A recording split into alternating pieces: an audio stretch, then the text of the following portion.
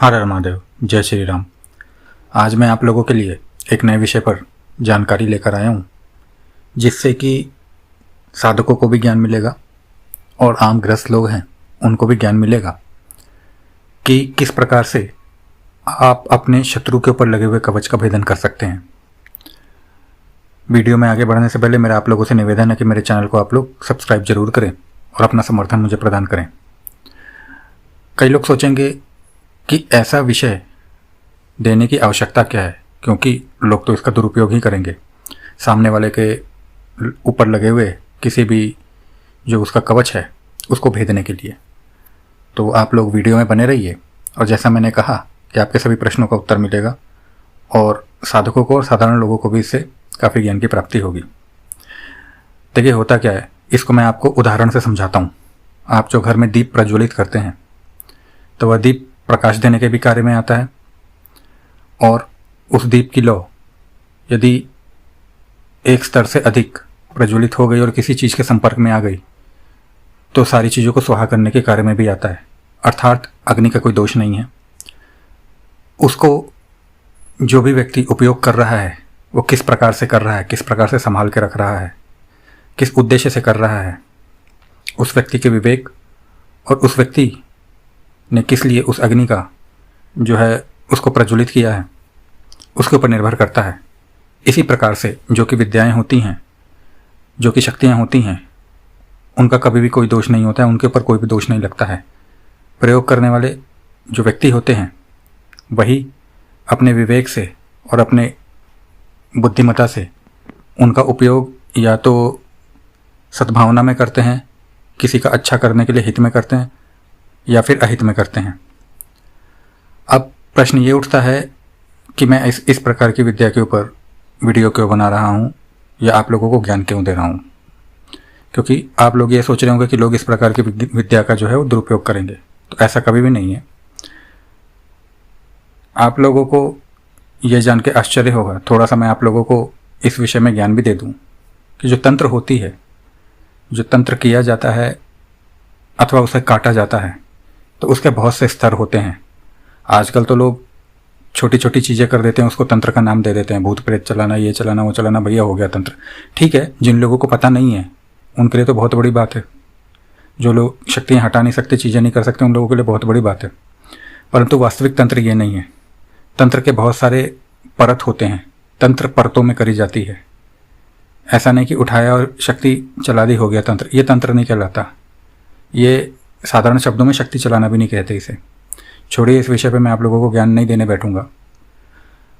वास्तव में होता क्या है कि जब भी कोई क्रिया करी जाती है, तंत्रोक्त क्रिया भी करी जाती है, कोई अभिचार की क्रिया भी करी जाती है या शत्रुनाश की क्रिया करी जाती है, तो व्यक्ति यह देखता है कि सामने वाले व्यक्ति की जो भी सुरक्षा प्रणाली है उसको किस प्रकार से ध्वस्त किया जाए।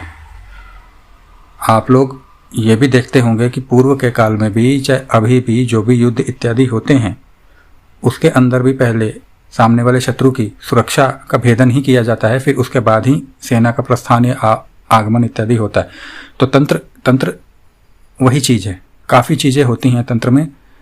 मैंने कहा ना कि ये व्यक्ति के विवेक के ऊपर है, काटने में भी, करने में भी, कि वो किस प्रकार से, किस क्रिया से, किस तरीके से कर रहा है, किन किन चीज़ों को मिला के कर रहा है। इसलिए चीज़ें हटती नहीं है या कुछ होता नहीं, बहुत कुछ इसमें चीज़ें होती हैं।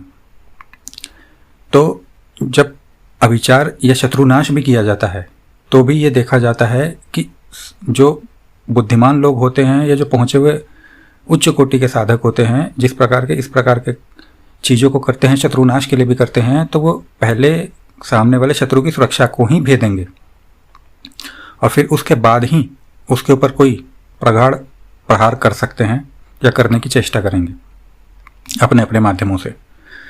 ये तो हो गई शत्रुनाश के विषय में जानकारी।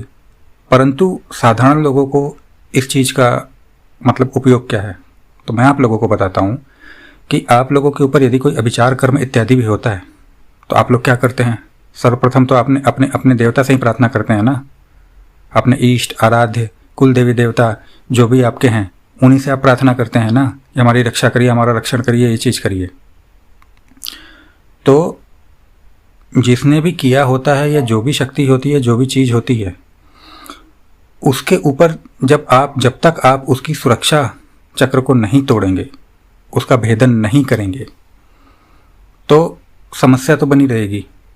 अर्थात यदि आप प्रार्थना कर रहे हैं, मान लीजिए उदाहरण से आप अपने आप से कोई तंत्र काट करने की कोशिश कर रहे हैं, या कोई तंत्र से ग्रसित है, वो कोई भी कर रहा है, कुछ भी चीज़ कर रहा है, भगवान के अपने जो भी है, इष्ट की माला के मंत्रों के भी कर रहा है, ठीक है, वो समय लगेगा, चीज़ें लगेंगी, अपने हिसाब से होगा नहीं होगा वो एक अलग विषय है, परंतु समय लगेगा। परंतु जब तक आप जो भी, या तो शक्ति है या जो भी शत्रु है, क्योंकि शक्ति हटेगी तो कहीं ना कहीं तो जाएगी, या तो आपके शत्रु के पास ही पलट के जाएगी जिसने किया होगा, कराया होगा, या उसे हटाना पड़ेगा।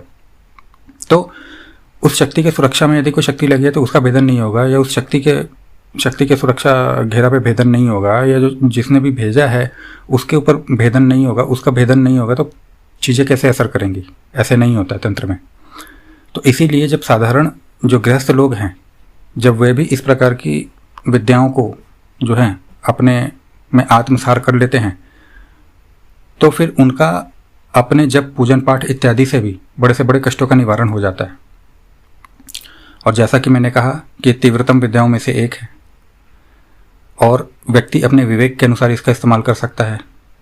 तो केवल इस विद्या से जो है वो कवच का भेदन ही नहीं होता, बहुत से अन्य कार्य भी हो सकते हैं। मान लीजिए कि आपका कोई ग्रह है, आप किसी ग्रह दोष से पीड़ित हैं, और बार बार अनुष्ठान इत्यादि करवाने के बाद भी ग्रह के दोष खत्म नहीं हो रहे हैं, या मतलब कि उसकी जो अवस्था है वो ऐसी बनी हुई है, तो इस चीज़ के प्रभाव से, इस मंत्र के प्रभाव से, इस विधान के प्रभाव से उस ग्रह को भी शांत होना पड़ेगा, हटना पड़ेगा, अर्थात भेदन होगा, क्योंकि ये भगवती आदिशक्ति दुर्गा से संबंधित है। और इसके और अन्य भी अलग अलग चीज़ें हैं, अन्य भी चीज़ों में इसका उपयोग आता है। तो मैं आप लोगों को यहाँ पे जानकारी मात्र के लिए दे रहा हूँ कि किस प्रकार से चीज़ें होती हैं।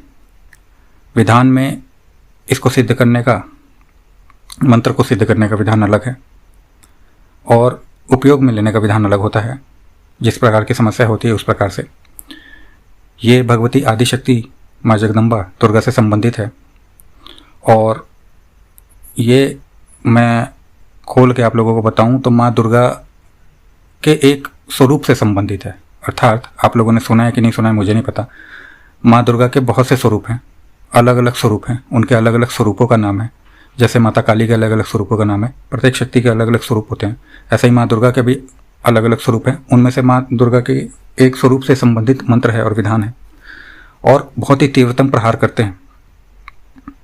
जो माँ दुर्गा का स्वरूप है वो शत्रु के कवच को पूर्ण रूप से भेदित कर देता है, चाहे उसका कवच हो, शरीर का कवच हो, घर का कवच हो, सुरक्षा में लगी हुई शक्ति हो, पूर्ण रूप से भेदित, खंडित कर देता है।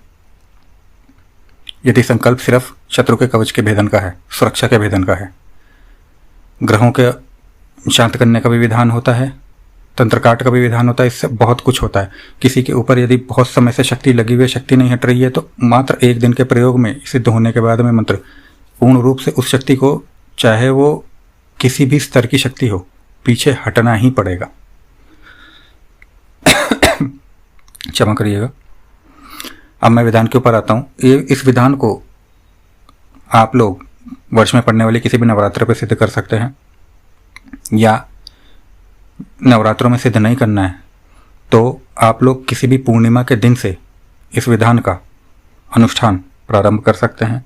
यह प्रारंभ होता है 11 दिनों तक यह विधान होता है, जिसमें कि इस मंत्र का कह सकते हैं कि अर्धपुरस्चरण तक हो जाता है, और वो पर्याप्त होता है। अन्यथा पुरस्चरण यदि जिसने कर लिया तो आप समझ लीजिए कि वो एक बार में ही उसका काम बन जाएगा। इसमें जो होती है वो रुद्राक्ष की माला के ऊपर जाप होती है। माँ भगवती दुर्गा से संबंधित जो उनका स्वरूप है, मैं यहाँ पे नाम गोपनीयता के लिए उस स्वरूप का नहीं ले रहा हूँ ताकि कोई उसका दुरुपयोग ना करे। उनका नित्य जाप होता है, नित्य हवन होता है, नित्य भोग दिया जाएगा, और ये तंत्रोक्त विधान होता है जिसके अंदर की रात्रि में जाप होता है, और नित्य भोग दिया जाता है।